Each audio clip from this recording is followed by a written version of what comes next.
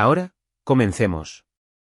El sol de la mañana del lunes entraba por la ventana de la cocina mientras Mateo Calderón servía café en su termo. Su hijo, Beto, estaba sentado a la mesa, empujando el cereal en su tazón, apenas comiendo. El niño había estado muy callado durante semanas, retraído de una manera que hacía que el pecho de Mateo se oprimiera de preocupación. ¿No tienes hambre, campeón?, preguntó Mateo, manteniendo un tono ligero. Beto levantó la vista con esos enormes ojos castaños, los mismos ojos que Mateo veía en el espejo cada mañana, y negó con la cabeza. A sus 7 años, Beto siempre había sido enérgico, platicador, el tipo de niño que hacía 1000 preguntas antes del desayuno. Pero últimamente, algo había cambiado. La esposa de Mateo, Ximena, salió de la recámara, ya vestida con su saco de agente de bienes raíces y con el teléfono pegado a la oreja. Últimamente había estado agendando más citas por las noches, dejando a Mateo a cargo de la rutina de dormir en las noches que él no viajaba por trabajo. Como ingeniero civil que supervisaba proyectos de construcción de puentes en 3 estados, el horario de Mateo lo obligaba a estar de viaje al menos 2 veces al mes. ¿Vuelas mañana?, preguntó Ximena, apenas mirándolo mientras tomaba su bolso.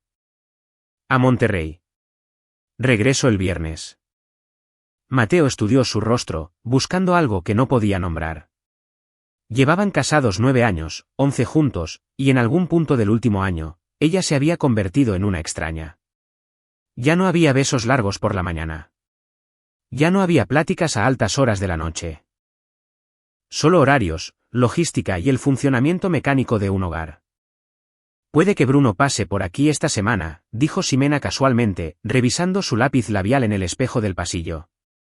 Quería pedir prestada nuestra escalera. Bruno Domínguez, el hermano menor de Ximena. Tenía 32 años y perpetuamente estaba entre un trabajo y otro. Había estado quedándose en la casa de su madre desde que su último proyecto de negocios fracasó, lo cual parecía suceder cada 6 meses como un reloj. Bruno nunca le había caído bien a Mateo. Había algo en la sonrisa demasiado rápida de ese hombre, en la forma en que sus ojos se quedaban fijos en las personas un segundo de más. Seguro, dijo Mateo, viendo cómo los hombros de Beto se tensaban al mencionar el nombre de su tío. Después de que Ximena se fue, Mateo se arrodilló junto a la silla de su hijo. Oye, Beto, sabes que puedes decirme cualquier cosa, ¿verdad? Lo que sea. Beto asintió, pero su mirada se mantuvo fija en la mesa. Mateo pasó el día en la obra de construcción, pero su mente no dejaba de volver a la expresión atormentada de Beto. Esa noche, después de cenar, encontró a su hijo en el patio trasero, sentado en los columpios, pero sin mecerse, solo mirando el suelo. Papá, la voz de Beto era apenas un susurro. Dime, campeón. ¿Tienes que irte a Monterrey? Es solo por unos días. Regresaré antes de que te des cuenta. Mateo se sentó en el columpio junto a él. ¿Por qué? ¿Qué pasa? Los nudillos de Beto se pusieron blancos alrededor de la cadena. Por un largo momento, el único sonido fue el rechinar de los columpios y el zumbido distante del tráfico. Luego, Beto se volvió hacia él con los ojos llenos de lágrimas. El tío Bruno viene a mi cuarto cuando viajas. El mundo pareció inclinarse. El corazón de Mateo latía con fuerza contra sus costillas. Se le secó la boca. ¿A qué te refieres, campeón? ¿Qué te hace? Las lágrimas de Beto se desbordaron. Él dice que es nuestro secreto. Dice que si te digo, tú y mi mamá me van a mandar lejos porque soy malo. Las palabras salieron a tropezones. Años de miedo y vergüenza cargados en cada sílaba. Mateo rodeó a Beto con sus brazos, sintiendo cómo el pequeño cuerpo de su hijo temblaba por los sollozos. La rabia lo inundó, al rojo vivo y apenas contenida, pero obligó a su voz a mantenerse calmada, firme. Beto, escúchame. Tú no eres malo. No hiciste nada malo. Nada. ¿Entiendes? Beto asintió contra su pecho. Y te prometo, dijo Mateo, con voz de acero, te prometo que esto termina ahora. Esa noche, después de que Beto finalmente se quedó dormido, Mateo se sentó junto a su cama hasta que la respiración del niño se estabilizó. Luego, se encerró en la oficina de su casa y puso el seguro a la puerta. Le temblaban las manos mientras abría su laptop. Quería ir a la casa de la madre de Bruno en ese mismo instante. Quería hacerlo. No. Tomó un respiro profundo. Si actuaba por impulso, por la rabia, Bruno podría escapar de las verdaderas consecuencias. Mateo había pasado 15 años diseñando soluciones para problemas complejos. Esto requería el mismo enfoque metódico, reunir pruebas. Construir un caso irrefutable. Ejecutar con precisión. Empezó a buscar en Internet, aprendiendo sobre organizaciones que ayudaban a víctimas de abuso, sobre procedimientos legales, sobre lo que necesitaba hacer para proteger a Beto. Cuanto más leía, más claro se volvía su camino. A las 2 de la mañana, Ximena llegó a casa de su cita nocturna. Mateo escuchó sus tacones sobre el piso de madera, escuchó que se detenía afuera de la puerta de su oficina y luego continuaba hacia la recámara. Se quedó mirando la puerta, mientras una fría revelación se apoderaba de él. ¿Cuántas veces había estado Bruno ahí? ¿Cómo era posible que Ximena no lo supiera? A menos que sí lo supiera. El pensamiento le dio náuseas. Lo alejó, obligándose a concentrarse. Mañana llamaría a la doctora. Susana Solano, una psicóloga infantil a la que su investigación lo había llevado, alguien que se especializaba en casos de abuso. Documentaría todo lo que Beto le dijera. Armaría su caso. Pero primero, necesitaba conocer la magnitud total de lo que estaba enfrentando. Mateo sacó su teléfono y le envió un mensaje de texto a su mejor amigo, Hugo Quiroz, un exinfante de Marina que ahora dirigía una empresa de seguridad privada. Se conocían desde la universidad, habían estado en las bodas del otro, se confiaban la vida. Necesito tu ayuda con algo. No puedo explicarlo por mensaje. ¿Puedes venir mañana en la mañana? La respuesta de Hugo llegó 3 minutos después. 0800, ahí estaré. A la mañana siguiente, Mateo mandó a Beto a la escuela con un abrazo extra largo y la promesa de que todo estaría bien. Cuando Hugo llegó, Mateo lo llevó a la oficina y cerró la puerta. Hugo tenía complexión de jugador de fútbol americano, con unos ojos grises y penetrantes a los que no se les escapaba nada. ¿Qué está pasando?, preguntó Hugo. Mateo le contó todo, y su voz solo se quebró una vez.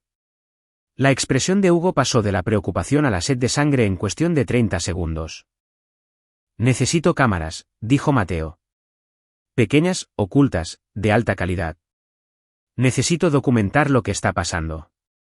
Necesito pruebas que lo encierren para siempre. Hugo asintió lentamente. Puedo hacerlo. Pero Mateo, necesitas involucrar a la policía. Si vas a grabar, conozco las leyes. Haré esto bien, pero necesito atraparlo en el acto, en cámara, con testigos. Necesito que esto sea irrefutable. Mateo se inclinó hacia adelante. Viajo el miércoles. Voy a hacer que todos piensen que me voy a Monterrey, pero no iré a ninguna parte. La comprensión se dibujó en el rostro de Hugo. Estás tendiendo una trampa. Él viene a mi casa. Mi esposa lo deja entrar. Va al cuarto de mi hijo. La voz de Mateo era de hielo. Yo voy a estar esperando. Hugo lo estudió por un largo momento. De acuerdo, cuenta conmigo. ¿Qué necesitas? Pasaron las siguientes 2 horas planeando. Hugo instalaría microcámaras en el cuarto de Beto, en el pasillo y en la sala, todas legalmente defendibles, ya que estaban en la propia casa de Mateo. Mateo también llevaría una cámara corporal. Todo se transmitiría a un servidor seguro y al teléfono de Hugo. Hugo estaría estacionado en la calle de abajo, listo para llamar a la policía en el momento en que Bruno entrara a la casa. ¿Y qué hay de tu esposa?, preguntó Hugo con cuidado. La mandíbula de Mateo se tensó. No sé qué sabe ella, pero voy a averiguarlo. Esa tarde, Mateo se reunió con la doctora Susana Solano. Tenía poco más de 40 años, ojos amables y un comportamiento tranquilo que inmediatamente lo hizo sentir a salvo. En su consultorio, rodeado de dibujos de niños y luz tenue, Mateo le explicó la situación. Necesito que evalúen a Beto, dijo. Necesito documentación profesional de lo que ha vivido. La doctora Solano asintió. Puedo hacer eso, Pero señor Calderón, por ley, estoy obligada a denunciar. Si Beto me revela que ha sufrido abuso, tengo la obligación legal de contactar al DIF y a la policía. Lo entiendo. Eso es lo que quiero. Quiero que esto sea oficial, documentado e irrefutable. Mateo hizo una pausa. Pero necesito que espere hasta el jueves. Tengo algo planeado para el miércoles por la noche. La expresión de la doctora Solano fue de conflicto. Señor Calderón. Por favor, llámeme Mateo. Él la miró a los ojos. Sé que esto es irregular, pero si tengo razón, mi esposa es cómplice. Si alertamos a las autoridades demasiado pronto, ella podría advertir a Bruno y él desaparecerá. He pasado 2 días investigando esto. Los depredadores como él suelen tener múltiples víctimas. Si él huye, los demás podrían nunca obtener justicia. La doctora Solano se quedó callada un momento y luego asintió lentamente. Veré a Beto el jueves por la mañana, pero Mateo, sea lo que sea que esté planeando, tenga cuidado. No haga nada que pueda poner en riesgo el caso contra él. No lo haré, prometió Mateo. Me voy a asegurar de que pague por lo que ha hecho. El martes por la noche, Mateo actuó con normalidad. Preparó su maleta, se despidió de Ximena con un beso y le dijo a Beto que le traería un recuerdito de Monterrey. Pero cuando Beto lo abrazó a la hora de dormir, aferrándose a su camisa, Mateo le susurró al oído. Todo va a estar bien, campeón. El tío Bruno nunca volverá a lastimarte. Lo prometo. Beto se apartó, buscando en el rostro de su padre. ¿De verdad? De verdad. Pero necesito que seas valiente una vez más. ¿Puedes hacer eso? Beto asintió y Mateo vio que algo cambiaba en los ojos de su hijo. Esperanza, tal vez, o confianza. Eso hizo que la determinación de Mateo fuera aún más férrea. La mañana del miércoles amaneció fría y gris. Mateo subió su maleta a su camioneta a las 6 de la mañana, asegurándose de que Ximena lo viera salir. Condujo hasta el aeropuerto, se estacionó en el área de larga estadía y esperó. A las 7:30, Hugo lo recogió en una camioneta de carga sin rótulos. ¿Todo listo?, preguntó Hugo. Todo listo. Manejaron de regreso al vecindario de Mateo, estacionándose a 3 cuadras de distancia. En la parte trasera de la camioneta, Hugo tenía un equipo de vigilancia completo, con monitores que mostraban las transmisiones de las cámaras que había instalado el día anterior, mientras Ximena estaba en el trabajo y Beto en la escuela. Las cámaras eran diminutas, de nivel profesional e invisibles a menos que supieras exactamente dónde buscar. Mateo se quedó mirando la pantalla que mostraba el cuarto de Beto. Debería estar ahí cuando regrese de la escuela. No puedes, dijo Hugo con firmeza. Si Ximena te ve, todo el plan se viene abajo. Beto conoce el plan, ¿verdad? Mateo se lo había explicado a Beto esa mañana antes de la escuela, manteniéndolo simple, papá estaría cerca vigilando, asegurándose de que estuviera a salvo. Beto solo necesitaba ir a su cuarto como siempre. Y cuando llegara el tío Bruno, la ayuda estaría ahí. Sí, lo sabe. Mateo miró su reloj. Sale de la escuela a las 3:15. Ximena pasa por él los miércoles. Esperaron. Mateo observaba los monitores, mientras su ansiedad iba en aumento. A las 3:45, hubo movimiento en la cámara de la sala. Ximena y Beto entraron a la casa. Beto se veía pequeño, asustado, pero subió a su recámara tal como Mateo le había dicho. A las 4:30, Ximena hizo una llamada. Mateo no podía escuchar lo que decía, pero estaba sonriendo, riendo. Luego le envió un mensaje de texto a alguien. Un minuto después, su teléfono vibró con una respuesta. Lo está organizando, dijo Mateo en voz baja. Realmente lo está organizando. Hugo le apretó el hombro con la mano. Sabíamos que podía estar involucrada. Saberlo y verlo son cosas diferentes. La voz de Mateo sonaba hueca. La mujer con la que se había casado, la madre de su hijo, estaba arreglando todo para que su hermano abusara de su hijo. La traición calaba más hondo de lo que había imaginado. A las 6, Ximena pidió pizza para cenar. Mateo vio cómo Beto apenas picaba su comida y cómo Ximena revisaba su teléfono repetidamente. Después de cenar, mandó a Beto arriba para que se bañara y se preparara temprano para dormir.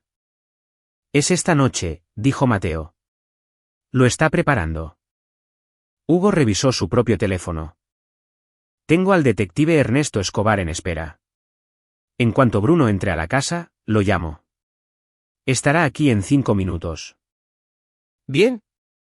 Mateo se acomodó su cámara corporal, oculta bajo su chamarra. «Voy a entrar». «Mateo, espera a que Bruno». «En realidad, no voy a esperar en esta camioneta mientras mi hijo está asustado en esa casa. Me mantendré escondido, pero voy a entrar». Hugo no discutió. Conocía a Mateo lo suficiente como para saber cuándo era inútil llevarle la contraria. «Entraré por la puerta trasera, cruzando el bosque que está detrás de la propiedad. Hay una ventana en el ático que no cierra bien. Puedo entrar sin que nadie se dé cuenta». A las 7:30, Mateo se movía entre los árboles ya oscurecidos detrás de su casa, con el corazón latiéndole a 1000 por hora. El aire de noviembre era frío y le calaba a través de la chamarra. Había caminado por esa propiedad 1000 veces con Beto, jugando a las escondidas, construyendo fuertes. Ahora estaba usando ese conocimiento para entrar a su propia casa como un ladrón. La ventana del ático cedió haciendo un ruido mínimo. Mateo pasó por ella y aterrizó suavemente en el suelo polvoriento. El ático estaba sin terminar, lleno de cajas de decoraciones navideñas y muebles viejos. Pero en la esquina del fondo, oculta detrás de una pila de cajas, estaba la compuerta de acceso al pasillo del segundo piso. Mateo se colocó ahí, observando a través de la estrecha abertura. Desde ese ángulo, podía ver la puerta de la recámara de Beto. Abajo, escuchó a Ximena moverse de un lado a otro, el sonido de la televisión, ruidos nocturnos normales que se sentían obscenos considerando lo que estaba a punto de suceder. Su teléfono vibró silenciosamente. Un mensaje de Hugo. «Bruno acaba de estacionarse a 2 cuadras. Camina hacia tu casa». La respiración de Mateo se estabilizó. Era la hora. Todo lo que había planeado, todo lo que había preparado estaba a punto de desarrollarse. Revisó su cámara corporal una vez más. Se aseguró de que la transmisión llegara al sistema de Hugo. ¿Otro mensaje? Está en la puerta principal. El timbre sonó. Mateo escuchó los pasos de Ximena. Escuchó cómo se abría la puerta. «Hola, Bruno». La voz de Ximena era alegre, cálida. Pasa. «Hola, hermanita. ¿Cómo van las cosas?» La voz de Bruno le puso a Mateo la piel de gallina. Bien, bien. Beto acaba de salir de bañarse. Le dará mucha emoción verte. Rieron. Realmente rieron. Las manos de Mateo se cerraron en puños. Los escuchó hablar en la planta baja, una conversación casual sobre su madre, sobre la nueva oportunidad de negocios de Bruno, sobre todo excepto la horripilante razón por la que él realmente estaba ahí. Mateo miró su teléfono. Hugo ya debería estar llamando a la policía, dándoles la dirección, diciéndoles que vinieran rápido pero en silencio. Entonces, se escucharon pasos en las escaleras. Bruno subía hacia el cuarto de Beto. Mateo se acercó a la compuerta de acceso, preparado. Ya podía ver a Bruno caminando por el pasillo con esa confianza despreocupada, esa sonrisa de tío amigable, que ocultaba tanta podredumbre. Bruno llegó a la puerta de Beto. Mateo alcanzó la compuerta. La mano de Bruno tocó la perilla. Mateo empujó la compuerta y se dejó caer en el pasillo, aterrizando silenciosamente a 2 metros detrás de Bruno. Bruno giró la perilla y empezó a empujar la puerta. «Bruno», dijo Mateo en voz baja. Bruno se congeló, y luego, muy despacio, se dio la vuelta. Su rostro empalideció, con los ojos muy abiertos por la sorpresa y el inicio del terror. «Mateo, ¿qué estás?» «Pensé que estabas en Monterrey». «Sé lo que has estado haciendo», dijo Mateo, con una voz mortalmente tranquila. «Sé lo que le has estado haciendo a mi hijo». La expresión de Bruno cambió, pasando por la negación y luego el cálculo mental. «No sé qué te haya dicho Beto, pero los niños tienen una imaginación muy activa».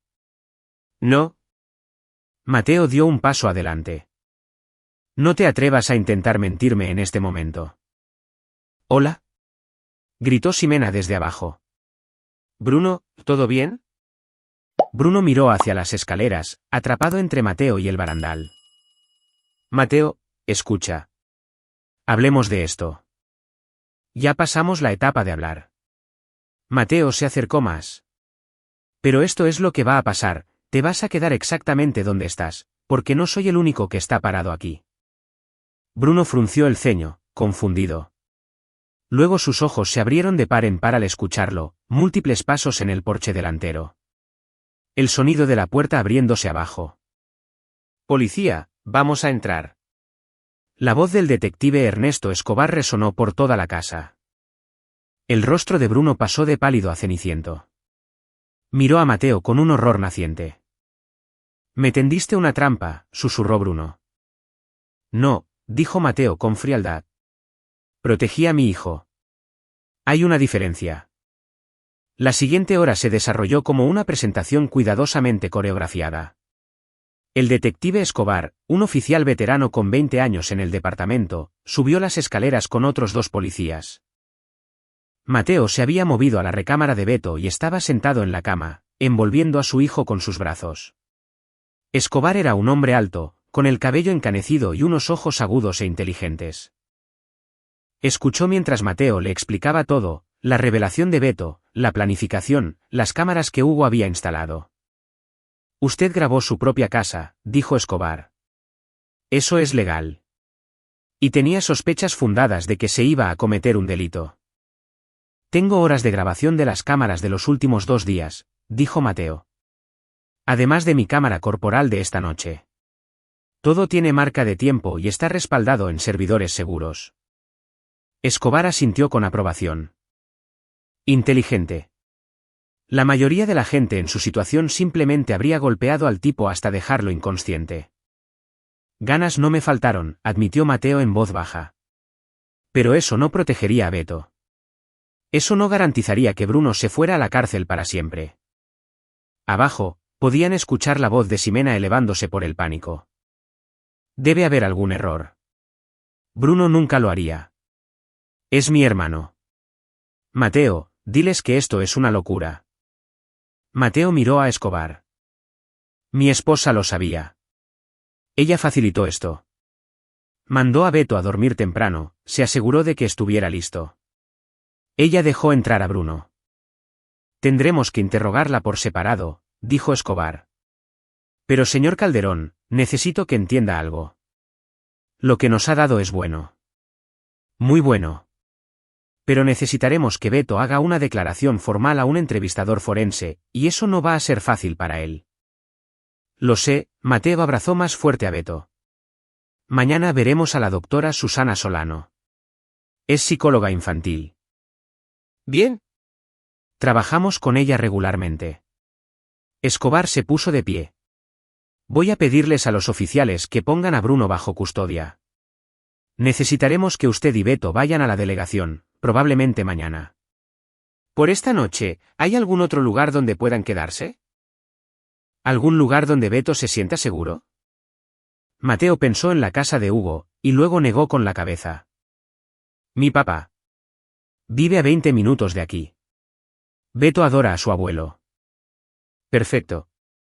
Empaque lo que necesite». Y señor Calderón, Escobar le tendió la mano. Hizo lo correcto. Se necesitó valor para manejar esto de la forma en que lo hizo. Se estrecharon la mano y Mateo sintió que un peso, que no sabía que llevaba, comenzaba a desaparecer. Abajo, a Bruno se lo llevaban esposado, aún protestando por su inocencia. Ximena lloraba, con el maquillaje corriéndole por la cara, tratando de alcanzar a su hermano. «Mateo, Mateo, no puedes dejar que hagan esto. Es familia». Mateo apareció en lo alto de las escaleras con Beto en brazos. El rostro de Ximena se transformó al verlos. Culpa, miedo y enojo, todo a la vez. «Lo sabías», dijo Mateo en voz baja. «Sabías lo que él estaba haciendo y lo dejaste entrar a nuestra casa. Lo dejaste acercarse a nuestro hijo». «No lo hice, Mateo, te lo juro que no lo sabía». Mentirosa. La palabra cortó a través de sus protestas. Te tengo en cámara, Ximena. Llamándolo, escribiéndole, organizándolo de esta noche. Sabías exactamente lo que estabas haciendo. El rostro de Ximena se desmoronó. Por un momento, Mateo casi sintió lástima por ella. Luego recordó las lágrimas de Beto, su miedo, y el momento pasó. Señora Calderón, se acercó otro oficial, necesitamos hacerle algunas preguntas en la delegación. Mientras se la llevaban, Ximena miró a Mateo una vez más. Esto destruirá a nuestra familia. No, dijo Mateo. Tú destruiste a nuestra familia. Yo solo me estoy asegurando de que no puedas lastimar a nadie más. El papá de Mateo, Lázaro Calderón, los recibió en su casa de los suburbios. Tenía 72 años, era un profesor de historia jubilado de ojos amables y modales gentiles. Cuando Mateo lo llamó una hora antes y le explicó todo, Lázaro simplemente había dicho, trae a Beto aquí. Yo cuidaré de los dos. Ahora, mientras Beto se quedaba dormido en el cuarto de huéspedes, agotado por el trauma de la noche, Mateo se sentó en la mesa de la cocina de su padre y le contó la historia completa. Lázaro escuchó sin interrumpir, su rostro se endurecía con cada detalle. Cuando Mateo terminó, su padre se quedó callado por un largo momento. Nunca me agradó Bruno, dijo Lázaro finalmente. Había algo en el que siempre me dio mala espina. Pero Ximena. Negó con la cabeza. No puedo concebir cómo una madre le puede hacer eso a su propio hijo. Yo también trato de entenderlo, admitió Mateo. ¿Siempre fue así? Me perdí de alguna señal o simplemente se rompió por dentro. ¿Acaso importa?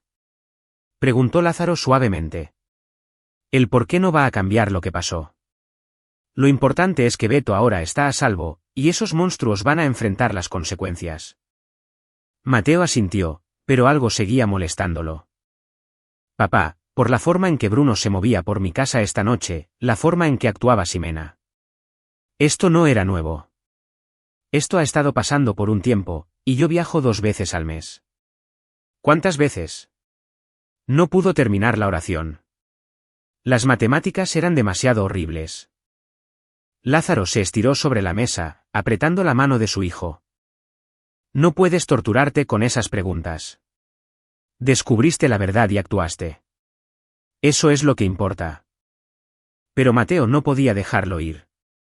Algo le daba vueltas en la cabeza. Algo que Bruno había dicho en esos primeros momentos de la confrontación, los niños tienen una imaginación muy activa. La frase implicaba que Bruno había usado esa defensa antes, que creía que funcionaría. Mateo sacó su teléfono y llamó a Hugo. ¿Cómo te fue después de que me fui? Preguntó Hugo. Arrestaron a los dos. Estamos en casa de mi papá. Mateo hizo una pausa. Hugo, necesito que hagas algo por mí. ¿Puedes investigar el historial de Bruno? Revisa si ha habido quejas, acusaciones, cualquier cosa que se haya desestimado o encubierto. ¿Crees que hay otras víctimas? Creo que los depredadores no empiezan de repente. Creo que ha hecho esto antes.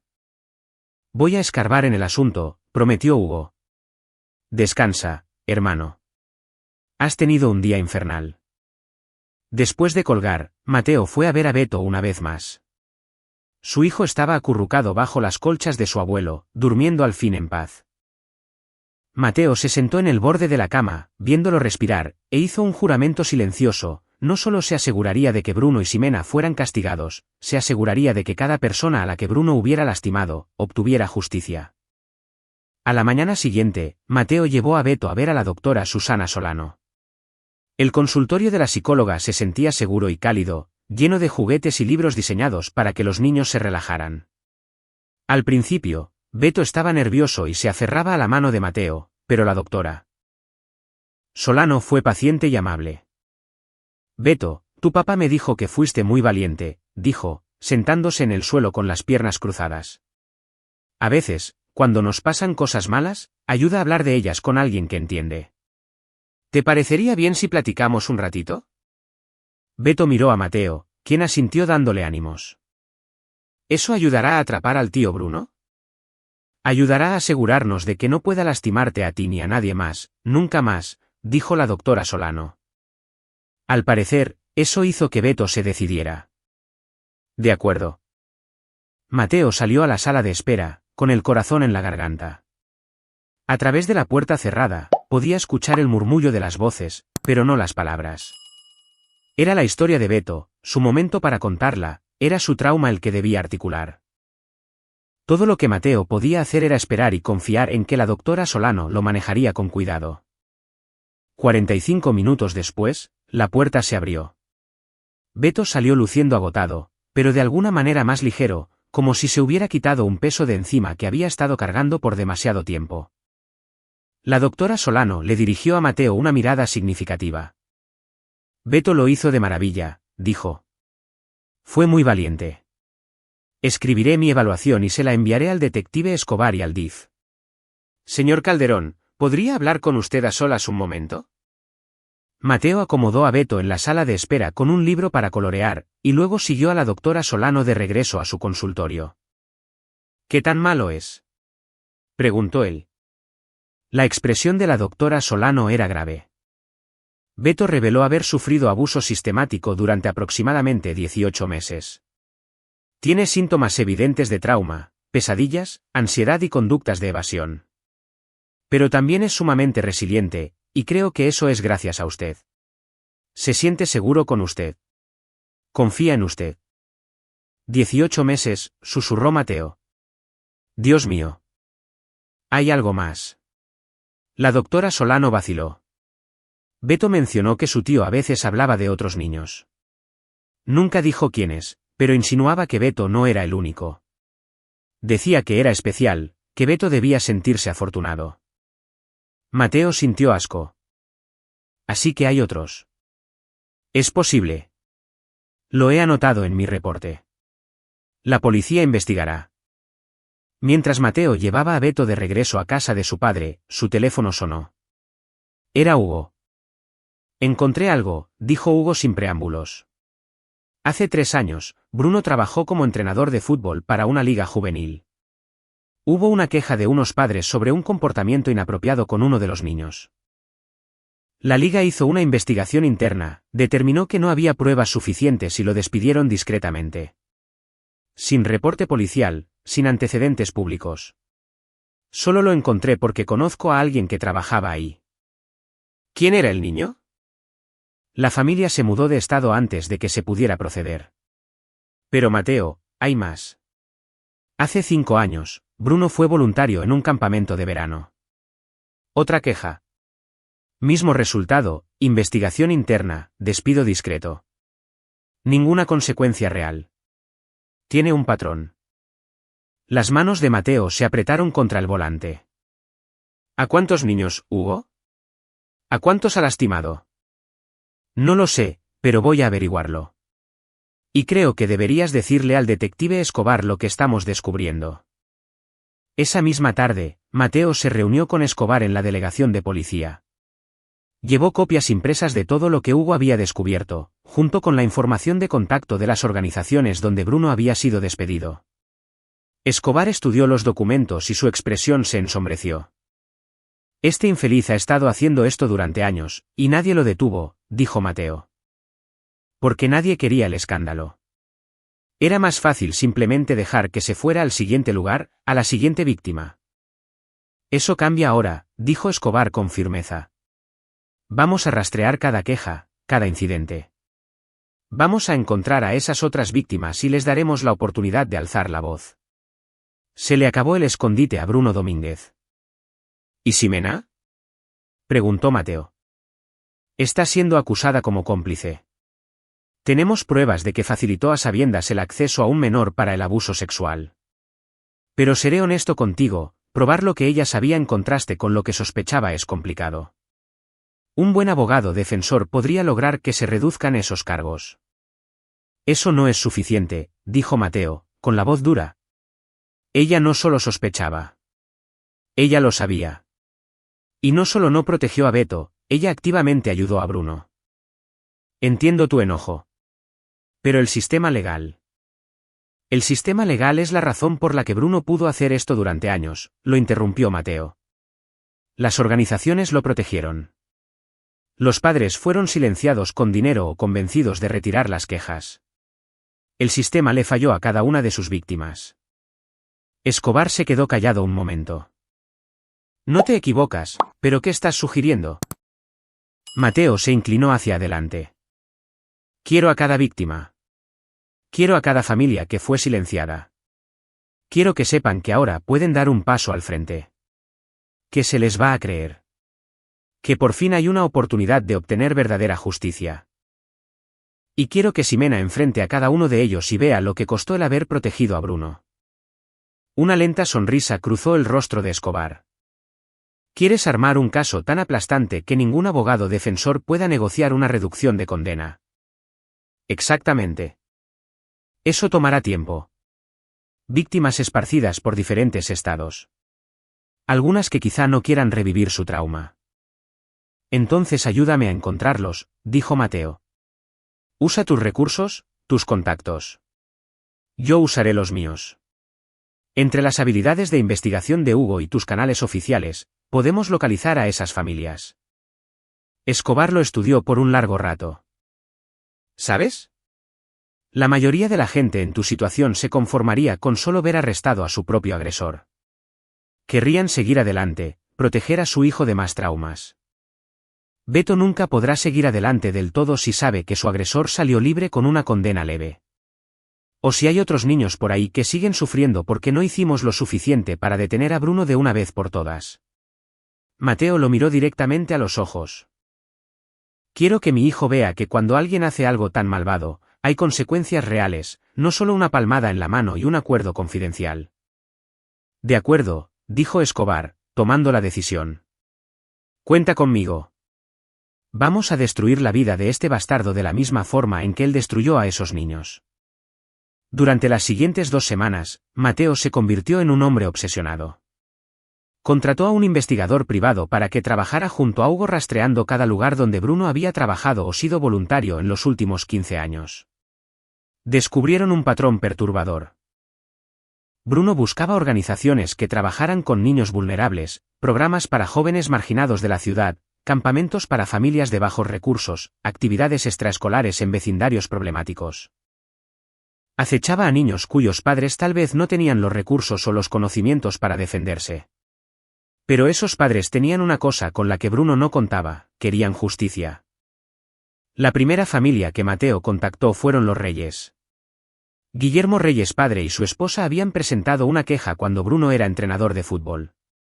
Su hijo, Memo, ahora tenía 12 años y seguía lidiando con lo que había pasado. Mateo manejó 4 horas para reunirse con ellos en persona. Sentado en su modesta sala de estar, les habló de su propio hijo, del arresto, de la oportunidad de finalmente hacer que Bruno rindiera cuentas.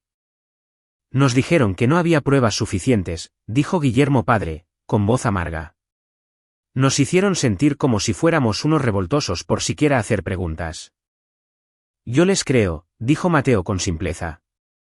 Y le creo a su hijo. Si está dispuesto a hablar con la policía, a testificar, podemos asegurarnos de que Bruno nunca vuelva a lastimar a otro niño. La señora Reyes se limpió las lágrimas de los ojos. ¿De verdad hará una diferencia? ¿O simplemente lo dejarán hacer un acuerdo por un delito menor? No si tenemos múltiples víctimas de múltiples incidentes a lo largo de los años. Eso demuestra un patrón que hace imposible que un jurado lo vea como un malentendido o un error de una sola vez. Mateo se inclinó hacia adelante. No puedo prometerles que será fácil, pero sí les prometo que si me ayudan, pelearé con todo lo que tengo para llegar hasta las últimas consecuencias. Los esposos Reyes se miraron, teniendo esa conversación silenciosa que solo las parejas casadas pueden tener. Luego, Guillermo padre asintió. Cuenta con nosotros. Para finales de mes, Mateo había encontrado a 6 familias, 6 niños que ahora tenían entre 9 y 15 años que habían sido víctimas de Bruno. 6 familias que habían sido silenciadas, desestimadas o que les habían pagado para que se fueran sin hacer ruido. Y las 6 estaban listas para hablar. El detective Escobar coordinó con la policía en otras jurisdicciones, construyendo un caso multiestatal. La historia de cada familia fue documentada, y cada niño fue entrevistado por especialistas forenses capacitados. La evidencia se acumulaba como los ladrillos de un muro, sólida e irrefutable. Pero Mateo no había terminado. Todavía faltaba Ximena. Su futura exesposa había sido liberada bajo fianza y se estaba quedando con su madre. Su abogada argumentaba que ella también era una víctima, manipulada por su hermano, inconsciente de la verdadera magnitud de sus crímenes. Eso le hervía la sangre a Mateo. Se reunió con la fiscal del Ministerio Público, una mujer de mirada penetrante llamada Caridad Treviño, quien tenía fama de ser implacable en casos que involucraban a menores. «Necesito que entienda algo», le dijo Mateo. Ximena no era una espectadora pasiva. Ella creaba activamente las oportunidades para que Bruno estuviera a solas con nuestro hijo. Tengo mensajes de texto entre ellos coordinando los horarios de cuando yo estaría de viaje. La tengo en vídeo dejándolo entrar a nuestra casa, mandando a Beto arriba a dormir temprano. Ella lo sabía. Caridad revisó las pruebas que Mateo había recopilado.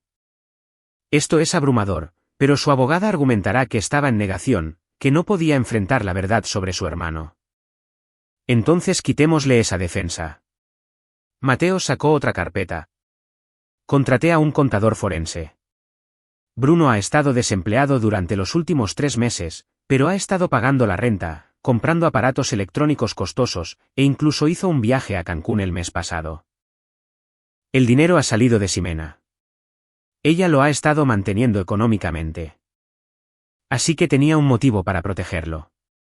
No quería creer que su inversión estaba apoyando a un depredador. Más que eso.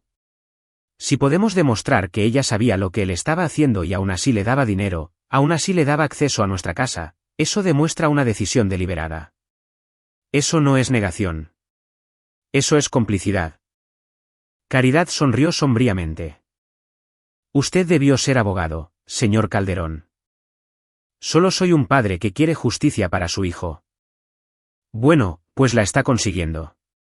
Con las pruebas que me ha proporcionado, voy a recomendar a la Fiscalía que le eleven los cargos a Ximena. Estamos hablando de múltiples cargos por poner en peligro a un menor, de ser cómplice de agresión sexual, de obstrucción de la justicia por ayudar a Bruno a evadir quejas previas. Se enfrenta a una condena grave en prisión. Mateo sintió una oscura satisfacción. Bien. Hay una cosa más, añadió Caridad. Vamos a ofrecerle un acuerdo de procedimiento abreviado a Bruno. ¿Qué? No. Espere. Escúcheme. Le ofreceremos 15 años si se declara culpable de todos los cargos y da información sobre cualquier otra víctima que aún no hayamos encontrado. Si lo rechaza y vamos a juicio, se enfrenta a un mínimo de 40 años con las pruebas que tenemos de 7 víctimas. Quizá más si otros se presentan durante el juicio. Mateo consideró esto. Así que, de cualquier forma, se va a la cárcel por mucho tiempo. De cualquier forma, se va a la cárcel para siempre. Será un delincuente sexual registrado, tendrá prohibido acercarse a niños y probablemente sea puesto en custodia protectora, porque hasta los criminales odian a los abusadores de niños. Su vida se acabó. ¿Y qué hay de Ximena? ¿Le ofrecemos algo a ella? Caridad negó con la cabeza. De ninguna manera. Ella irá a juicio. Y cada una de esas familias que encontró va a testificar sobre cómo el patrón de abuso de Bruno fue facilitado por personas como ella. Personas que sabían o debían haber sabido y no hicieron nada. Va a escuchar cada detalle de lo que hizo su hermano y el precio que tuvo su silencio.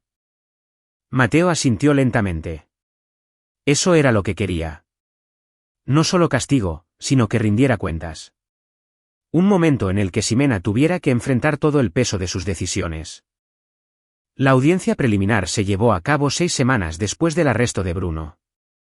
La sala del tribunal estaba repleta, las 6 familias que Mateo había encontrado, defensores de menores y miembros de la prensa que se habían enterado del caso de múltiples víctimas. Mateo se sentó en la primera fila con Beto a su lado y su padre del otro. Bruno fue escoltado hacia el interior vistiendo un overol naranja y esposado. Se veía delgado, minimizado, nada que ver con el hombre seguro de sí mismo que había entrado a la casa de Mateo aquella noche. Sus ojos escanearon la sala y se abrieron de par en par al ver la cantidad de gente presente. Ximena estaba sentada en el lado opuesto, con su abogada susurrándole urgentemente al oído. Había perdido peso y su ropa costosa ahora le quedaba holgada. Su madre estaba sentada detrás de ella, luciendo frágil y confundida. El juez Javier Huerta, un hombre severo de unos 60 años, conocido por dictar sentencias duras en casos de abuso, llamó al orden en la sala. La fiscal expuso los cargos, 7 cargos de agresión sexual a un menor, cada uno con una sentencia mínima de 10 a 15 años. Cargos adicionales por manipulación, explotación y traslado a través de las fronteras estatales con fines ilícitos. Luego fue el turno de la defensa. El abogado de Bruno, un hombre de aspecto astuto llamado Tadeo Barba, se puso de pie y comenzó su argumento. Su señoría, mi cliente mantiene su inocencia. Estas acusaciones son. El juez Huerta lo interrumpió. Abogado, he revisado las pruebas presentadas. Imágenes de vídeo, múltiples testimonios de las víctimas, evaluaciones psicológicas forenses, comunicaciones digitales. ¿En serio se va a parar ahí a afirmar que su cliente es inocente? Barba vaciló. Su señoría, creemos que hay malentendidos, tal vez exageraciones por parte de... ¿Por parte de 7 niños diferentes de 6 familias distintas a lo largo de 5 años? La voz del juez era gélida. Licenciado Barba, le sugiero que tenga una plática muy seria con su cliente sobre el acuerdo de procedimiento abreviado que está sobre la mesa, porque si esto llega a juicio y es condenado por todos los cargos, va a morir en prisión. El rostro de Bruno palideció. Se inclinó hacia su abogado, susurrándole frenéticamente. El juez dirigió su atención al caso de Ximena. Su abogada, una mujer llamada Alicia Ríos, argumentó que Ximena era una víctima de la manipulación de su hermano, que había estado en negación sobre su verdadera naturaleza. Mateo vio a la fiscal Caridad Treviño ponerse de pie para responder, y sintió una feroz satisfacción. Su señoría, el Estado tiene pruebas de que la señora Calderón no solo sabía de los abusos de su hermano, sino que activamente los facilitó. Coordinó los horarios en que su marido estaría de viaje, le proporcionó apoyo económico a su hermano y creó deliberadamente las oportunidades para que estuviera a solas con su propio hijo. Esto no es negación. Esta es la participación activa en un patrón de abuso. Caridad presentó los mensajes de texto, los registros financieros y las grabaciones de Ximena mandando a Beto arriba temprano. Presentó el testimonio de la doctora Susana Solano sobre el impacto psicológico en Beto, señalando que el niño había dicho explícitamente que su madre le había dicho, al tío Bruno simplemente le gusta pasar tiempo contigo. Cuando Beto intentó decirle que no quería estar a solas con Bruno, Ximena comenzó a llorar, con los hombros temblando. Su madre se inclinó hacia adelante, sujetándole el hombro. Pero el juez Huerta se mostró impasible. Señora Calderón, le niego la fianza y dicto prisión preventiva justificada. Permanecerá bajo custodia hasta el juicio. Y licenciada Ríos, le sugiero encarecidamente que prepare a su clienta para la posibilidad muy real de una larga condena en prisión. Mientras los guardias se llevaban a Bruno y a Ximena, Mateo sintió como la mano de Beto se deslizaba dentro de la suya. «¿Ya se acabó, papá?», susurró Beto. «Aún no, campeón. Pero ya casi». Bruno aceptó el acuerdo de la fiscalía. Enfrentado a 7 víctimas dispuestas a testificar, pruebas forenses y un juez que claramente quería que le cayera todo el peso de la ley, se declaró culpable de todos los cargos a cambio de 25 años de prisión sin posibilidad de libertad condicional antes de haber cumplido 18 años.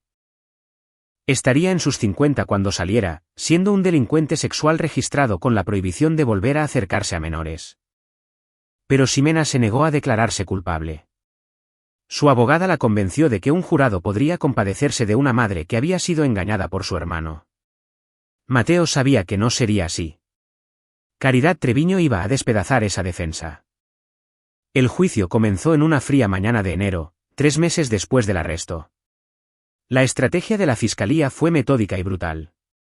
Primero llamaron a la doctora Susana Solano, quien testificó sobre el trauma de Beto, la consistencia de su declaración y las señales inconfundibles de que se había tratado de un abuso continuado. Explicó cómo los niños en la situación de Beto suelen intentar contárselo a adultos de confianza, pero son ignorados o no les creen, y como en este caso, la propia madre de Beto lo había disuadido activamente de alzar la voz. Luego pasaron las otras familias. Uno por uno, 6 padres y madres subieron al estrado y describieron cómo Bruno había puesto la mira en sus hijos, cómo se habían presentado y desestimado las quejas, cómo los habían hecho sentir que estaban exagerando. Y en 3 de esos casos, alguien de la organización donde trabajaba Bruno había llamado a Ximena, su contacto de emergencia, para informarle de la queja. Ella había sabido durante años que a su hermano lo seguían las acusaciones, y no había hecho nada. El impacto en el jurado fue visible. Varios jurados se secaron los ojos durante los testimonios. Otros miraban a Ximena con un asco apenas disimulado. Luego vinieron las pruebas digitales. Caridad presentó los mensajes de texto entre Ximena y Bruno coordinando las visitas. Mensajes donde Bruno le agradecía a Ximena por entender, y Ximena respondía, solo ten cuidado. Mensajes sobre el dinero que Ximena le había enviado. Mensajes que hacían imposible que ella afirmara que no sabía lo que estaba permitiendo. La defensa intentó pintar a Ximena como una hermana dividida entre la lealtad y la sospecha, una mujer que no podía enfrentar la verdad sobre su hermano. Pero cuando Ximena subió al estrado en su propia defensa, Caridad la demolió. Señora Calderón, usted testificó que no sabía lo que su hermano le estaba haciendo a su hijo. ¿Es eso correcto? Sí. Yo no podía imaginar que él haría algo así. Sin embargo, recibió 3 llamadas telefónicas en un periodo de 5 años de parte de organizaciones donde trabajaba su hermano, informándole sobre quejas por comportamiento inapropiado con niños. ¿Es correcto? Esos fueron solo malentendidos. Malentendidos. 3 organizaciones diferentes, 3 niños diferentes, todos describiendo un comportamiento inapropiado similar. Y usted pensó que todos eran malentendidos. Bruno me explicó que la gente estaba exagerando, que él solo estaba siendo amigable. Entonces, ¿usted le creyó a su hermano por encima de 3 familias diferentes que tenían preocupaciones sobre la seguridad de sus hijos? La compostura de Ximena se quebró. Es mi hermano. Lo he conocido toda mi vida. No podía creer que él fuera capaz de. No podía creerlo. O no quería creerlo, la voz de Caridad era implacable, porque hay una gran diferencia entre ser engañada y elegir ignorar la verdad porque resulta inconveniente. Yo no. Eso no es justo. Lo que no es justo es que 7 niños fueron abusados por su hermano. Lo que no es justo es que usted mandara a su propio hijo arriba temprano la noche que mi fiscalía arrestó a Bruno, asegurándose de que estuviera listo y esperando. Lo que no es justo es que tomara dinero de la cuenta mancomunada de su familia, dinero que ganó su marido, y se lo diera a un hombre que usted sabía que había sido acusado en múltiples ocasiones de comportamiento inapropiado con menores. Caridad levantó los registros financieros. Usted pagó la renta de Bruno durante 3 meses. Le compró el súper, pagó su recibo de celular. Lo mantuvo económicamente mientras él estaba desempleado. ¿Qué estaba haciendo él con todo ese tiempo libre, señora Calderón? El rostro de Ximena se arrugó. Yo no lo sabía. Usted no lo sabía, o no quería saberlo. Porque su hijo intentó decírselo. Le dijo que las visitas del tío Bruno lo incomodaban. ¿Qué le dijo usted a él? Silencio. Señora Calderón, responda a la pregunta. ¿Qué le dijo a su hijo de 7 años cuando él le dijo que no quería estar a solas con su tío? Yo le dije que no fuera grosero. Que Bruno era familia y que debía ser más amable. Alguien en la sala soltó un jadeo de sorpresa. Mateo sintió la mano de su padre sobre su hombro, dándole apoyo. Usted le dijo a su hijo que fuera más amable con el hombre que estaba abusando de él, dijo Caridad en voz baja, dejando que las palabras quedaran flotando en el aire. No más preguntas. La defensa intentó recuperarse, pintando a Ximena como una mujer en crisis, sufriendo depresión, manipulada por un hermano depredador. Pero el daño ya estaba hecho. El jurado la había visto como lo que era, una mujer que priorizó la conveniencia de su hermano por encima de la seguridad de su propio hijo. Los alegatos finales fueron devastadores. Caridad se paró frente al jurado y habló con una furia silenciosa. Este caso se trata de decisiones. Bruno Domínguez decidió acechar a niños vulnerables. Eso es una decisión. Pero Ximena Calderón también tomó decisiones. Decidió ignorar 3 quejas distintas sobre su hermano. Decidió mantenerlo económicamente cuando él no tenía trabajo y tenía múltiples acusaciones de comportamiento inapropiado. Decidió facilitar su acceso a su propio hijo a pesar de las claras señales de advertencia. Decidió silenciar a su hijo cuando éste intentó decirle que algo andaba mal. Todas y cada una de esas fueron decisiones. Y cada una de esas decisiones le permitió a Bruno seguir lastimando niños. Bajo la ley, eso la convierte en cómplice. Bajo cualquier código moral, la hace corresponsable. Les pido que la hagan rendir cuentas por esas decisiones. El jurado deliberó durante 4 horas. Cuando regresaron, sus rostros eran severos, culpable de todos los cargos. Ximena se desplomó en su asiento, sollozando. Su madre gritó desde el área de público, pero Mateo solo sintió una fría satisfacción. Esto era justicia. No era perfecta, no era suficiente para deshacer el daño, pero era real, tangible y definitiva. La lectura de la sentencia se dio 2 semanas después. El juez Huerta se dirigió directamente a Ximena. Señora Calderón, he presidido muchos casos difíciles en mi carrera, pero pocos me han perturbado tanto como este. Usted estaba en posición de proteger a su hijo, el deber sagrado de todo padre. En lugar de eso, se convirtió en participante activa en su victimización. Priorizó la relación con su hermano por encima de la seguridad de su hijo. Silenció a su niño cuando él intentó pedir ayuda. El daño que ha causado es inconmensurable. La sentenció a 12 años de prisión, con posibilidad de libertad condicional a los 8, junto con una orden de restricción permanente que impedía todo contacto con Beto, y el requisito de registrarse como agresora infantil al momento de ser liberada. Mientras los guardias se la llevaban, Ximena miró hacia atrás a Mateo una última vez. Su rostro estaba hundido, destrozado. Mateo le devolvió la mirada, impasible. Ella quería el perdón, o tal vez solo el reconocimiento de su sufrimiento. Él no le dio nada. Afuera del juzgado, varias de las familias cuyos hijos habían sido víctimas se acercaron a Mateo. Guillermo Reyes padre le dio un firme apretón de manos. Gracias, le dijo simplemente, por no rendirse. Por asegurarse de que todos supieran que este no fue un incidente aislado. Gracias a ustedes por confiar en mí, respondió Mateo. Por estar dispuestos a hacer que su familia pasara por esto. La señora Reyes lo abrazó. Nuestro Memo por fin está durmiendo la noche entera. Dice que es porque sabe que el hombre malo ya no podrá lastimar a nadie. Eso es gracias a usted. Mateo sintió un nudo en la garganta. Por esto había luchado tan duro, no solo por su propio hijo, sino por todos ellos. Por cada niño que había sido lastimado, por cada familia que había sido silenciada. El detective Escobar se acercó mientras las otras familias se dispersaban. Lo hizo muy bien, Calderón. Muy bien. La mayoría de la gente se habría conformado con solo lograr que encerraran a su propio agresor. Usted se aseguró de que él no pudiera esconderse detrás de supuestos incidentes aislados ni del pretexto de es tu palabra contra la mía. Solo hice lo que cualquiera debió haber hecho hace años, dijo Mateo. Pero nadie lo hizo. Ese es el punto. Escobar le dio unas palmadas en el hombro. Usted cambió eso. ¿Y sabe qué? Desde que este caso llegó a las noticias, hemos recibido 3 llamadas más. 3 posibles víctimas más de otros estados de hace años, que vieron la cobertura y por fin se sintieron seguros para dar la cara. Incluso desde la cárcel, usted sigue protegiendo a los niños. Mateo asintió, sintiendo el peso de esa responsabilidad y el orgullo de haberla llevado a buen puerto. Los meses que siguieron fueron de sanación. Mateo vendió la casa.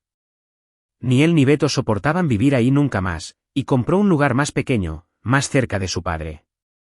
Aceptó un nuevo puesto en su empresa, uno que requería viajar muy poco y que le permitía estar en casa todas las noches para cenar. Beto comenzó a ver a la doctora Solano 2 veces por semana. Las pesadillas disminuyeron gradualmente. El miedo en sus ojos se desvaneció.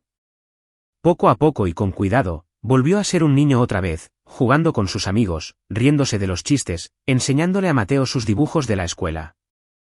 Un sábado por la mañana, 6 meses después del juicio, Mateo observaba a Beto jugar fútbol en el parque.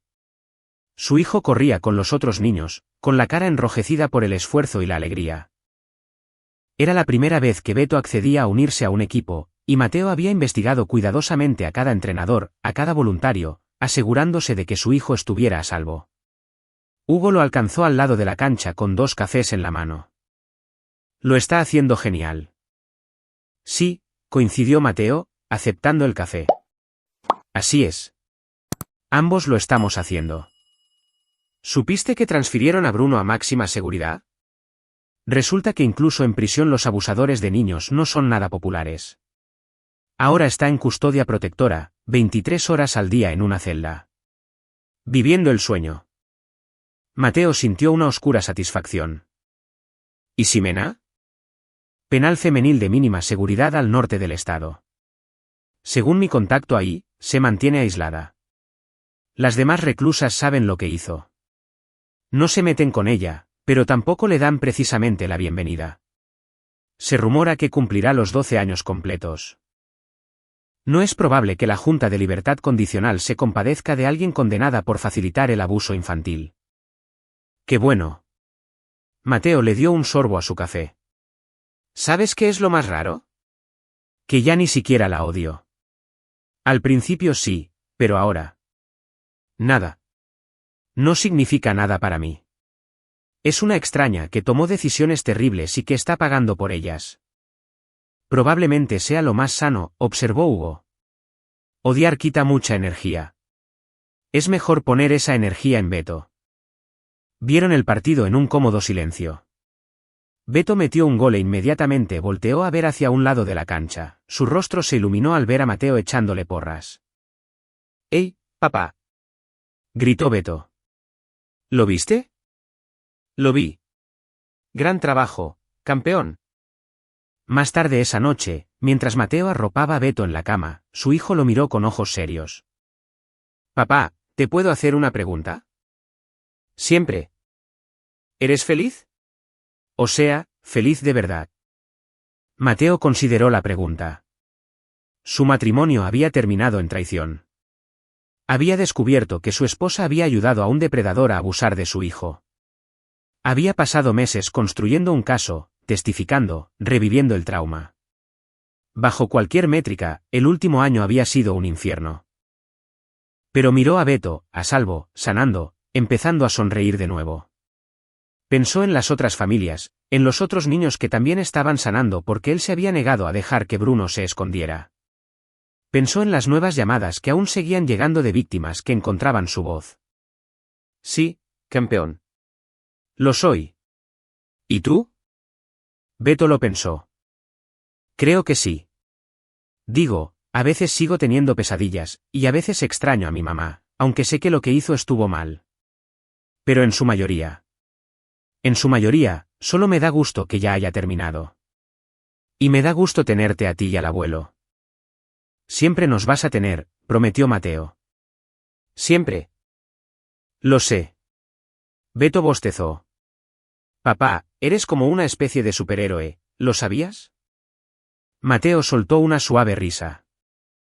No soy un superhéroe, Beto. Solo soy tu papá. Es lo mismo, murmuró Beto, ya medio dormido. Mientras Mateo salía del cuarto, se detuvo en el umbral. Su hijo tenía razón, en cierto modo. No era un superhéroe. Era solo un padre que se había negado a dejar que el mal ganara, que había luchado con todo lo que tenía para proteger a su hijo y a otros como él. Y al final, eso había sido suficiente. 3 años después, Mateo estaba de pie en un centro comunitario hablándole a una sala llena de padres. Se había convertido en un defensor activo, trabajando con organizaciones que capacitaban a los adultos para reconocer las señales de abuso, que les enseñaban a los niños sobre la autonomía corporal y sobre cómo identificar a los adultos seguros con quienes hablar. Daba pláticas en escuelas, centros comunitarios, en cualquier lugar donde lo quisieran escuchar. El asunto con los depredadores, le dijo a la audiencia, es que dependen de nuestro silencio. Confían en que las organizaciones protegerán sus reputaciones. Confían en que las familias estarán demasiado avergonzadas o asustadas para alzar la voz. Confían en que las víctimas sean demasiado jóvenes o estén demasiado traumatizadas como para que les crean.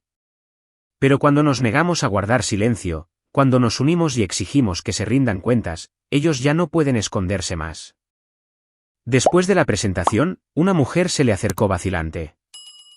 Señor Calderón, creo que algo podría estar pasando con mi hija. Ya no quiere ir a casa de su tío y ha estado teniendo pesadillas. Y no sé si estoy exagerando, pero... No está exagerando, dijo Mateo con firmeza. Cuéntemelo todo. Y escuchó, porque eso era lo que alguien debió haber hecho hace años por todas esas otras familias. Porque eso era lo que le habría ahorrado a Beto meses de trauma. Porque eso era lo que él podía hacer ahora para evitar que otro niño sufriera. La mujer se fue con recursos, números de teléfono y un plan de acción claro.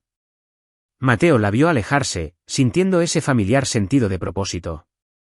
Su teléfono vibró.